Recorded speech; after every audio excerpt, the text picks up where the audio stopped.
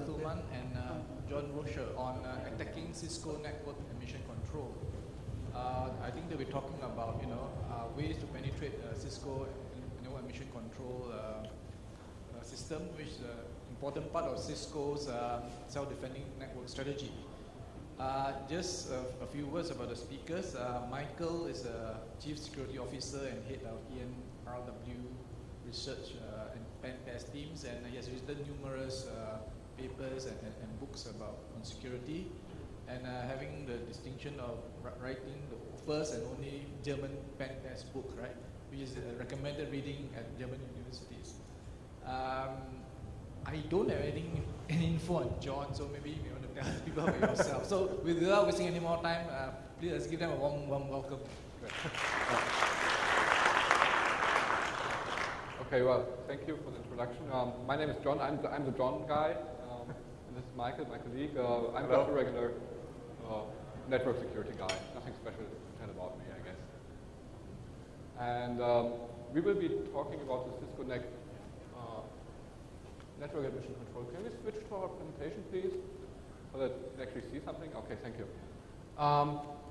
And basically, we have three parts in our talk. The first part is a bit of theoretical background on how Cisco network emission control works. The second part is then how we approached our exploiting the Cisco network emission control network. And the third part is then actually showing you. So we have prepared a live demonstration. So we have a router here and we have some infrastructure here. We'll just do it at the end. Actually, the talk is quite long, and we have a lot of stuff to tell, and we only have 60 minutes minus a couple of minutes because we started late. So we will be rushing you through the theoretical part, because I guess you don't want to cut out on the demo, on the showing. So we'll be a bit short on the theoretical part. But if you have any questions later on, you can catch us any time. We will be here today, and we will be here tomorrow too, so feel free to come and talk to us, ask us more questions if you think we skipped something, or if you have some cool idea of how to expand it. Okay, so let's start. I'll be starting with sort of the theoretical part, some marketing bars and some technology, and then Michael will take over, so we do the switch over in between, and the demonstration we do together. Okay, introduction. Why is Cisco actually selling Cisco NAC? If they are selling it at all, first of all, because customers are willing to pay for it, and they're actually willing to pay for it because Cisco makes some pretty cool promises. This is a screenshot from the Cisco NAC website, and it says it dramatically improves your security. That's basically the first, the most important promise they make. I will not go into detail about the other one. What is the idea behind Cisco NAC?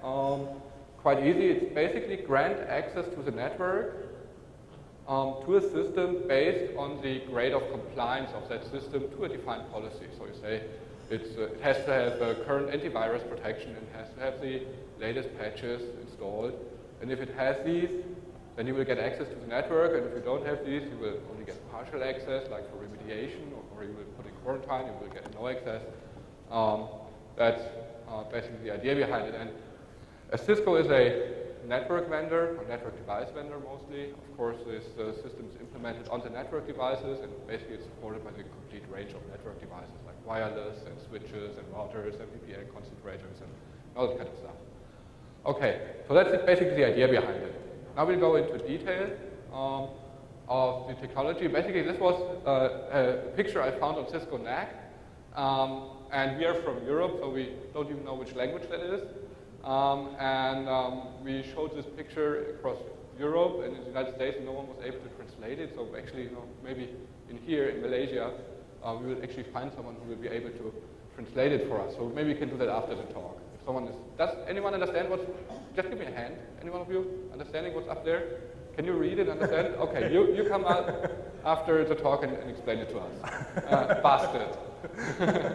Okay, the big overview picture of the Cisco NAC system. That's basically a very famous picture, more or less, because you will find it in any Cisco NAC documentation.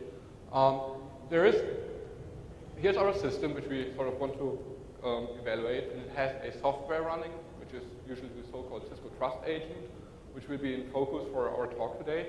We'll be focusing on this, which communicates with a network device. And the network device communicates with a backend policy server, which in Cisco NAC, of course, is a Cisco product. It's the so-called ACS server.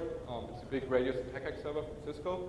And basically what happens is that the CTA communicates information about what's installed and how it looks like via the network device to the backend server. And then the backend server has a policy and says, oh, well, you comply or you don't comply, these restrictions apply. And that is communicated back to the network device and also back to the client. And it's supposed to be a framework, so third-party vendors can plug into it. And they plug in on actually both sides on the endpoint. Like if you want to include a McAfee antivirus, you will have a McAfee antivirus plugin for the Cisco Trust Agent. And then, of course, you need to be able to define policies for that. So you'll have a McAfee policy server behind the Cisco Secure ACS server. Okay, so that's just a big communication. There's actually 3 different flavors of Cisco NAC. There is one flavor which is called NAC Layer 3 IP. There is a flavor called NAC Layer 2 IP and a flavor called NAC Layer 2 802.1x. We will be focusing on the uppermost. Basically, the difference between them is actually in how the client communicates with the network device or how it's connected to the network device, and then on how the access restrictions are enforced. These are the basic differences. If it says layer 3, the communication with the device is over IP. If it says layer 2, if it says IP, it's communication via IP. If it says 802.1x, it's basically communicating through 802.1x. And the layer 3 and layer 2 is an indicator of how access restrictions enforced. Layer 3 is layer 3 access list. With layer 2, you do other stuff, basically.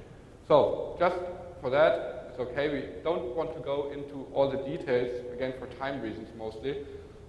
Here's a summary of where it's supported, how it works, how it's triggered, which is basically quite interesting, what you can do with it. The component we will be focusing on today is the CTA, it's a Cisco Trust Agent. And actually you need to run it on the client in order for the client to be able to be assessed for its compliance. So it's a very, very important piece of software. And it collects so-called poster information about the client and then passes it on to the access server through the network device. It has a plugin interface, as I mentioned, where third-party vendors can plug in, like McAfee, like Landes for patch management and stuff like that. And it also has a scripting interface if you want just to use your own scripts and tests with that. So basically it has a plugin interface and a scripting interface, and they work in a different way. Okay, this is basically the architecture, but again, we will not go into that. The information that is collected in attribute value pairs, and there's some special naming and numbering of that. And the interesting thing is that for plugins, if you use commercial plugins, the information layout, which information is collected, is it a string or is it a date format or is it an IP address format, stuff like that, it's all basically described in a plain text ini file. So if you install a plugin, you can read the ini file and you get all the information about what this plugin is able to communicate, which is quite interesting. Okay. And it's organized by application IDs. So there are application ID PA, which is the posture agent itself. There is application ID 3, which means all antivirus softwares will have an application ID of 3. All desktop firewall systems will have an application ID of number 4, and so on. So there's a very strict numbering and naming. And then within the applications, you have attributes and then their value and the value type, basically. Okay, quite important concept is the so-called posture token. For each application, or for each plugin that is used by the CTA, the policy server derives a posture token. Basically, posture token is something like healthy or quarantine. Now, if you have like the CTA running, and you have like, for example, 3 different plugins, all in all you have 4 posture tokens. They may be different. the antivirus may tell you, oh, I'm clean, you can be healthy, and desktop file will say, oh, well, the rule base is not correct for our environment, so you'll be in quarantine, and stuff like that. And then an overall system posture token is derived, which is basically the lowest, or the corresponds to the application posture token, which will give you the least access. So if you have a clean in one place and quarantine in another application, of course, as a result, you will not be clean, but you will be quarantined. Okay? This is the so-called system posture token, which basically indicates the overall grade of can you access or not. And these posture tokens are well defined. They basically go from healthy, checkup, transition, quarantine, infected, up to unknown. These are the posture tokens which are available. There are none else. They have a quite well-defined meaning. Healthy, I think, is obvious. You're fine. Checkup means, well, there are some minor issues you should have a look at, but you can access the network anyways. Transition is like when you're not when not all services have started, and so you're in a sort of transition state. You need to be rechecked. Quarantine, I think you understand what quarantine means. Infected is actually only from antivirus if there's an active infection. And unknown means basically I can't access it. I don't know what the system is. Maybe it doesn't have the CTA installed, or the CTA is malfunctioning, so you'll be unknown. Okay. This is a sample file format. I will not go through this. This is a sample policy. You will see this live, so I will not go through this. And this is on the router, so that's, again, I will not go through this because you will also see all that live later on. Okay.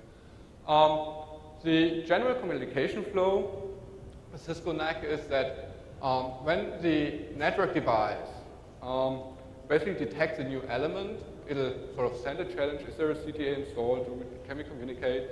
And then the CTA replies to this challenge, replies with its credentials. The access device passes the credentials, which basically also means the posture information, back to the policy server. The policy server then assesses and tells the access device and the CTA the results, that is the posture tokens and the access restrictions. Quite interesting is to have a look at how they can actually communicate in the 3 different flavors. NAC layer 2, 802.1x uses 802.1x for communication. So it's basically an EAP method. It is EAP fast, to be specific. Anyone of you have an understanding of sort of what EAP fast is? Okay, it's anyone of you know LEAP? There's an EAP method, LEAP, L-E-A-P. Yeah, sort of. Okay, this basically, as LEAP has some security issues, Cisco developed a newer version of LEAP, and that's basically EAP fast. NAC layer 2 IP uses UDP for transportation. It's port 1862 on the client and the access device. It uses PEEP version 1 as the inner method for authentication, whatever that is. And NAC layer 3 is basically almost the same as NAC layer 2, just different sort of access device where you use that. Okay, and so if you look at EAP over UDP, this is quite interesting actually. If you think about it, I mean, we're doing UDP communication, which of course is based on IP, right? And on this UDP communication, we then add yet another layer, which is EAP. Right? Usually you would be talking EAP of layer 2, not like as a transport of layer 4. So this is just in terms of architecture design, this is sort of strange. So this is a detailed flow. Protocol authentication. Maybe just this is the point I just was sort of trying to get at. If you look at how the packet is set up, you know, you have the IP header, you have the UDP header, you have the EOU, which is the EAP over UDP header, then you have the PEEP header, and then you have the PEEP data, and in there is actually the payload, which we're talking about. Talk about encapsulation. We have multiple encapsulations here. Frame format, doesn't matter. So I rushed you through this, I know, but I think it should be sufficient. Security analysis. If you look on a very broad level at the 3 different flavors, we sort of identify that there's an authentication issue, and there's another issue, restriction of access from local subnet. Basically, in NAC layer 3 IP and NAC layer 2 IP, with the methods used